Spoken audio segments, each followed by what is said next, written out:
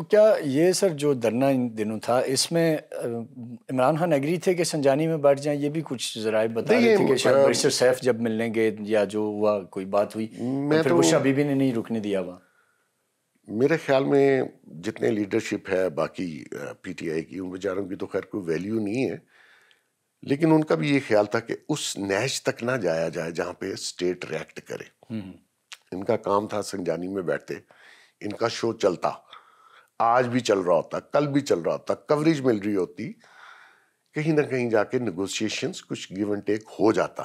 ٹھیک. لیکن آپ نے ریاست کو مجبور کر دیا، رینجرز کو شہید کیا، پولیس والوں کو شہید کیا، پراپرٹی کا نقصان کیا. آپ مطلب اس خاتون کا جو لب و لہجہ تھا وہ تو رضیہ سلطانہ بنی ہوئی تھی کہ شاید میں فتح کر لوں گی.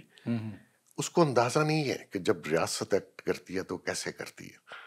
شاید ہو گیا ہوگا، اور ابھی جب اریسٹ ہوگی تو وہ بھی مزید ہو جائے گا. ایگزیکٹلی. سر آپ پی ٹی آئی کو کیونکہ اوور آل بڑا سمجھتے ہیں، اور اس وقت یہ ایک طرح سے ایک فنومنا بن گیا پاکستان کے اندر کہ اس کو کچھ تو اب کرنا پڑے گا ریاست کو. جو حالات ہیں، جس طرح سے ہر آئے روز چڑھائی ہو جاتی ہے فیڈریشن پہ، اس وقت انٹرنلی سچویشن کیا ہے پی ٹی آئی کی؟ آپ کیا اب ان کو کتنا لمبا سروائیو کرتا دیکھ رہے ہیں؟ جو ایک امید ہے بعض پی ٹی آئی کے لوگوں کی کہ خان صاحب کے ساتھ ڈیل ہو جائے گی اور وہ ایک دفعہ پھر آئیں گے اور وہ پھر پرائم منسٹر بنیں گے. آپ اس پوری سینیریو کو کیسے دیکھتے ہیں؟ میں آپ کو بتاؤں جی، جس دن سے اترا ہے نا، اور ابھی اترا بھی شاید نہیں تھا، ٹھیک، تو میں لوگوں کو کہہ رہا تھا یہ زندگی میں پالیٹکس پاکستان میں نہیں کر سکے. یہ فساد کر سکتا ہے جو اس نے کیا، کبھی اقتدار میں نہیں آئے گا. اور یہ سر ایک کویشچن بڑا ریلیونٹ، کیونکہ مجھے آپ کا ایک فکرہ یاد آ گیا جب آپ کو اریسٹ کروایا گیا تھا. تو آپ کو اس وقت اریسٹ کروانے کی بیسیکلی کیا وجہ تھی؟ یہ بڑا اہم سوال ہے جو میں آپ سے خود سننا چاہتا ہوں. میں نے کافی اس پہ آپ کے انٹرویوز ضرور دیکھے ہیں، بٹ میں چاہوں گا کہ اگر ہمارے ناظرین کو بتائیں کہ وہاں کیا کنفلکٹ کیا تھا کہ اتنا بڑا سٹیپ لے لیا کہ آپ کو یہ آپ نام کے بھی محسن ہیں اور خان صاحب کے بھی محسن تھے، کیوں آپ کو اریسٹ کروا دیا؟ میں ایکچولی اس سے کوئی 2-2.5 ماہ پہلے 3 ماہ پہلے میں لندن میں تھا، تو میاں نواز شریف صاحب مجھ سے ملنا چاہتے تھے. ٹھیک. میں ایک دم ملنا نہیں چاہ رہا تھا. میں نے کہا وہ یہ سمجھے گا کہ میں اس کے مخالف ہوں، تو ابھی جا کے ملاقات کر لی. لیکن یہ میرے لندن میں گھر پہ میاں صاحب آتے رہتے تھے. ٹھیک. میں نہیں تھا، میرے بیٹے 2 وہاں پڑھ رہے تھے.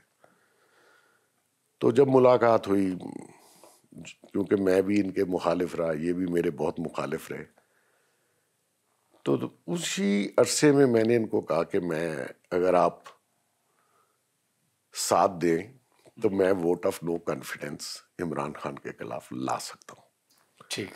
تو میاں صاحب نے کہا نہیں، وہ اس وقت تو ہم شاید ہار جائیں گے. ٹھیک. آپ نے میاں صاحب کو کہا؟ تو میں نے کہا میں 3-4 پیپر لکھے ہیں. صحیح. تو ہارنا نہیں ہے، میں کروں گا، اور بینیفیشری آپ ہوں گے، جو کہ آج تک ہیں. ٹھیک. تو وہ مانتے نہیں تھے.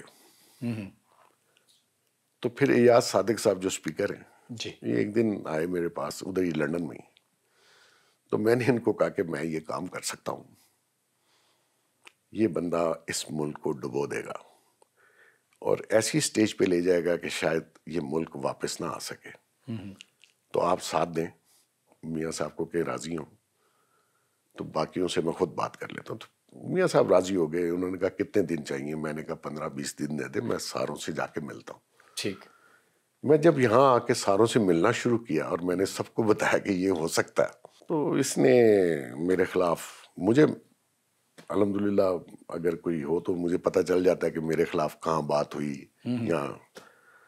تو مجھے لوگوں نے کہا کہ آپ کے خلاف فلاں کام کر رہا ہے، فلاں کر رہا ہے، فلاں کر رہا ہے. تو میں نے کہا کوئی ایشو نہیں ہے، I am very much clean الحمدللہ. میرا کوئی ایسا لوز پوائنٹ نہیں ہے کہ کوئی میرے پہ فنگر اٹھائے، نہ میں سرکار میں رہا، میں نہ سرکار سے کچھ لیتا ہوں. تو بس یہ پھر جب میں نے پریپیئر کر لیا تو انہوں نے مجھے اریسٹ کر لیا. لیکن وہ کام اس وقت تک ووٹ آف نو کانفیڈنس کا آپ کا مجھے کیونکہ یاد ہے کہ گرفتاری کے دوران آپ نے یہ بات کی تھی، ایگزیکٹ فکرہ کچھ ایسے ہی تھا کہ خان صاحب اب یہ نہیں رہے گا، یہ کوئی اس ٹائپ کی آپ کی ایک بات تھی. وہ مجھے کسی نے پوچھا کہ کوئی میسیج ہے خان کے لیے، تو میں نے کہا کہ میسیج ہے، خان تو گیا. خان تو گیا، ایگزیکٹلی یہ مجھے یاد تھا.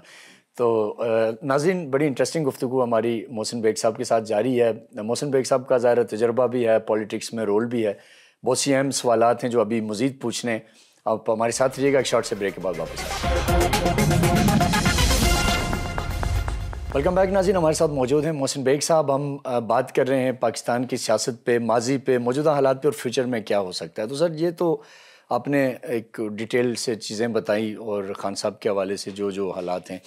اب جو حالات ہیں, اب جہاں جا کے صورتحال پھنس چکی ہے, اور پی ٹی آئی کو بھی آپ جانتے ہیں بڑی اچھی طرح, تو کیا اب وہاں یہ ول ہے کہ ابھی بھی ہم نے یہ لڑائی کر کے ہی چیزوں کو ٹھیک کرنا ہے, اور لڑائی کے بغیر جو نیگوسیشن یا باقی سب کو غلط کہنا, چور کہنا, جو خان صاحب کا ایک وتیرہ رہا, یا اب آپ کو لگتا ہے کہ اب یہ جو ناکام شو ہوا اسلام آباد والا, اس کے بعد سوچ میں کوئی تبدیلی آئے گی, جہاں تک آپ انہیں جانتے ہیں؟ دیکھیں, پی ٹی آئی کی جو لیڈرشپ اگر آپ دیکھ لیں تو ایز سچ ہے نہیں, یہ پولیٹیکل پارٹی نہیں ہے. ٹھیک. خان صاحب نے اس کو نہیں بننے دیا پولیٹیکل پارٹی, بالکل ون مین شو رکھا. ٹھیک. نیچرلی فین فالوئنگ ہے. ابھی بھی جو لوگ ایم این ایز یا ایم پی ایز الیکٹ ہوئے ہیں, وہ ان کا پی ٹی آئی سے کوئی تعلق نہیں تھا. ایک راستہ ملا, ٹکٹ اپلائی کیا, جیت گئے. ووٹ نیچرلی خان کو پڑتا ہے. ٹھیک. تو اب اس کے اندر ایک جو سب سے مین ایلیمنٹ ہے وہ یہ خاتون ہے. جو اب اگر یہ خاتون اس کو چلانا چاہے گی تو نیچرلی وہ پارٹی کیسے چل سکے گی. ٹھیک.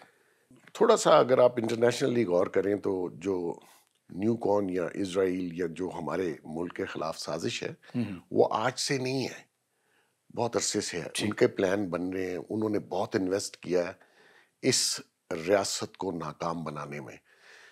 اس میں ہمارے پاکستانی بھی بہت شامل ہیں. ٹھیک. اور اس میں جو مین ہرڈل ہے, دو چیزیں تھیں. اس ملک کو ملیٹریلی فتح نہیں کیا جا سکتا, تو انہوں نے پہلے آپ کی اکانومی تباہ کی, ایسے لوگوں کو بٹھایا. اب آپ دیکھیں کہ جہاں سے میرا اختلاف تھا کہ نواز شریف صاحب کی گورنمنٹ 5.8 پہ حکومت چھوڑ کے گئے. ٹھیک. آپ کو اس سے آگے جانا تھا, آپ اس کو مائنس میں لے آئے. اگر آپ کو یاد ہو -1.5 پہ آگے تھی. تو ایسی صورت میں ملک کیسے چلے گا؟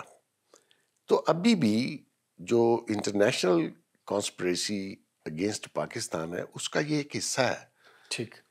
یہ نہ پولیٹیکلی سٹیبل ہونے دے گا, اور یہ جو اٹیک ہے, یہ جو آرمی کے خلاف بار بار بولتا ہے, کیونکہ اکانومی تو ہماری انہوں نے کر دی تباہ.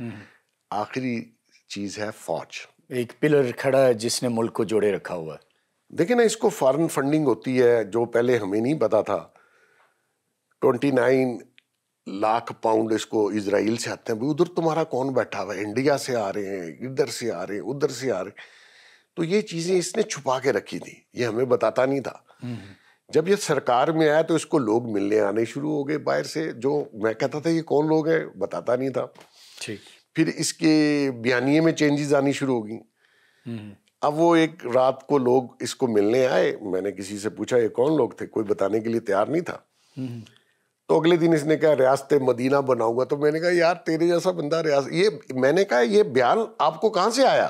اور وہ لوگ جو ملنے آئے وہ کسی غیر اسلامی ملک کے تھے؟ وہ باہر سے تھے, کوئی جیوش لابی یا کوئی دوسرا؟ بالکل نیو کون. اوکے.